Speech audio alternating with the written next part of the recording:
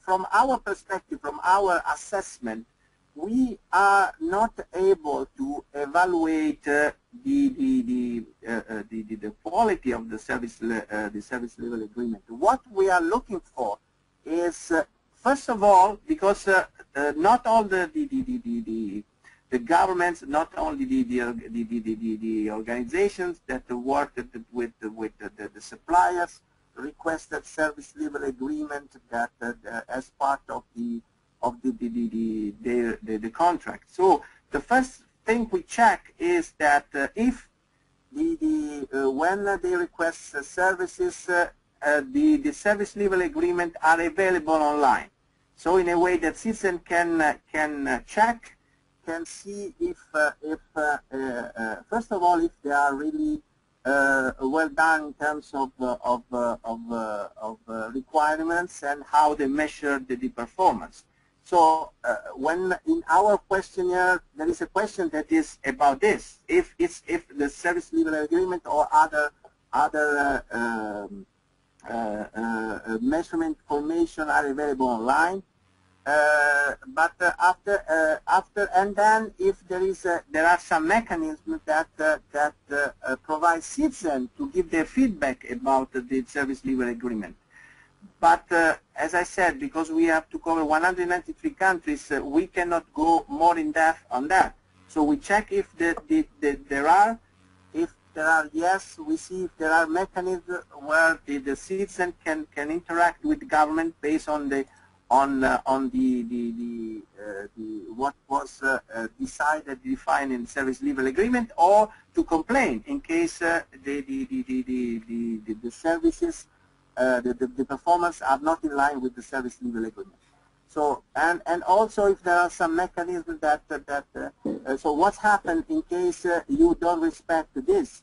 Well, what are the mechanisms that you have put in place to improve your services based on that? Because it is not only that you need to have the service level agreement, but you have also to identify clearly what's happened in case you don't reach the level required in terms of performance and quality. Okay, thank you very much. Sir, as we are approaching towards the end of the time, so I can read over some of the interesting questions quickly. I think one of them is, there are a lot of them, so I believe I'll just pick one of them as my own prerogative. Okay, sir, there's an interesting one. Which country scored the worst or the lowest, the last 20? Can we see those screens posted by Brother Ahmed? Which countries is the lowest? Yeah. Well, I don't have in my presentation, but I can tell you because the African countries are really at the bottom of the ranking.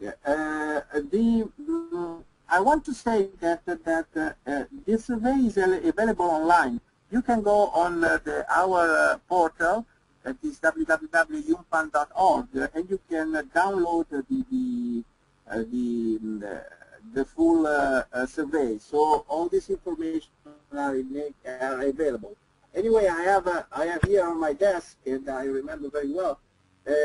Unfortunately, most of the African countries are really at the bottom, and there is really a big gap. If you see the world average, and they are really for them is 0, 0, 1, 0, 2. These are the numbers, and the average, the world average is almost 0.5. So there is really a lot. But for these countries, again, infrastructure is a big issue. Another one is about the human capital, and what they have is with the problems that sometimes they have to survive. And so for this least developing countries, it's really a tough work. But very good for many countries in Africa. There are many best practices, and really that region is doing very well. Also, there are some countries in West Asia that are much more related to Asia is a very challenging region because you have really countries that are on the top that are really the excellence, and others that they need to work a lot on this issue.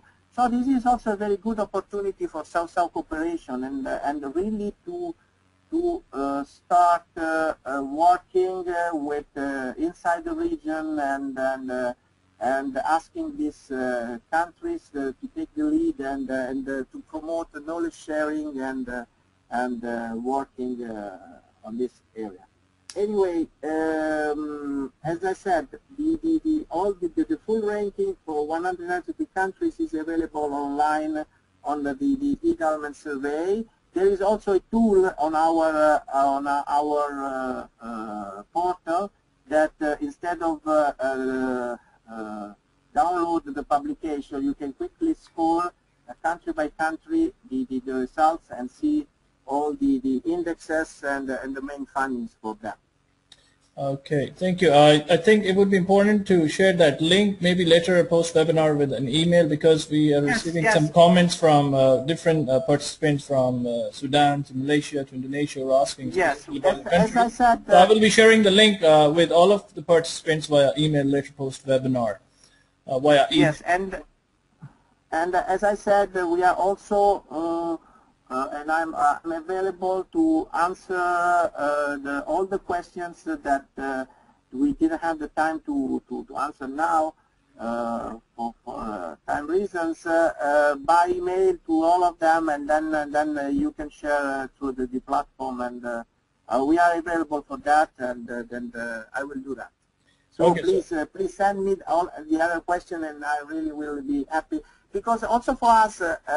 I really want to say again, it's also for us now a very good opportunity to receive feedback from all of you, because for the next few months we are working to improve and to update the methodology for the new questionnaire. So, and when we do this process, we also do this process in discussing and taking good comments from members. So it's really a win-win situation. Is we collect all this.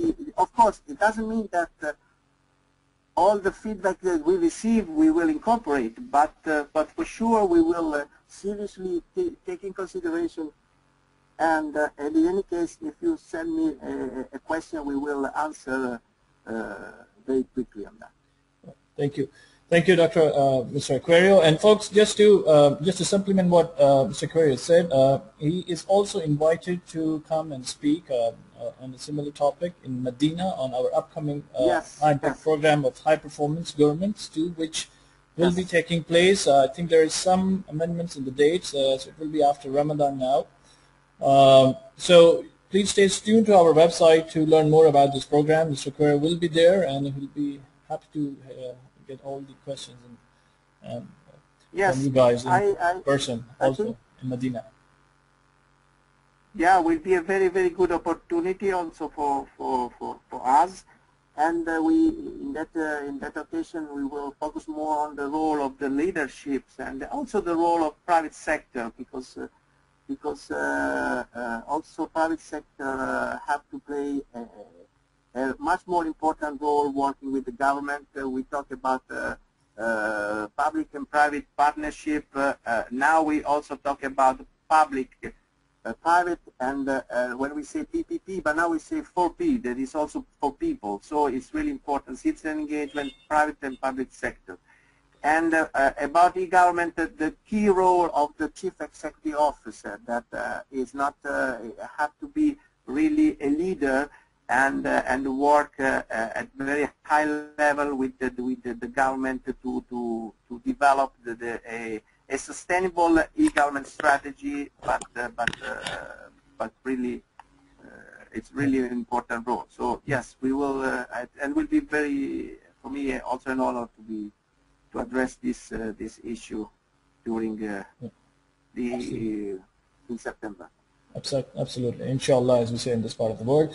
Well, that ends our webinar. I apologize. I mean, because we had a 60-session time schedule for this webinar and we are already exceeded. So I would like to thank you, Mr. Quero, on behalf of Madinah Institute for Leadership and Entrepreneurship for your time and for your willingness to share these valuable findings of the surveys with our participants. Also, thanks to all of you who participated. We are glad you could join us today and hope the session was helpful for you. We will be emailing you the link to a recorded version of this webinar in a couple of days once it's uploaded on our website. And we will be creating a complete knowledge pack, as Mr. Quero will be sending us the soft copy of the presentation, the recorded version of the webinar, and all the other reading materials or surveys which he deems appropriate for you to go through it. We shall be putting up together as a knowledge pack on our blog. Just quick announcements. We are currently accepting applicants for our upcoming high impact programs on the high performance governments, HPG2. So please do visit our website to learn more about it at www.mile.org. And just to let you know that tomorrow we are having another webinar at the same time, 10:30 a.m. Eastern Standard Time and 5:30 p.m. Saudi Arabia time. It's going to be on FAST, Fast Government, Flat, Agile, Streamlined, Tech-Enabled for the 21st Century by Dr. Gregory Curtin, who's the founder and principal for Civic Resource Group, LLC. I think it would be very interesting. He really wanted to attend this webinar, but because of some other commitments, he could not join us today. Once again, thank you very much, Mr. Quero, and hopefully we'll be able to see you soon in Madinah. And again, folks, please do visit the website www.mile.org and stay tuned with our upcoming programs and webinars. Thank you again for all of you who joined, and I will be closing this webinar.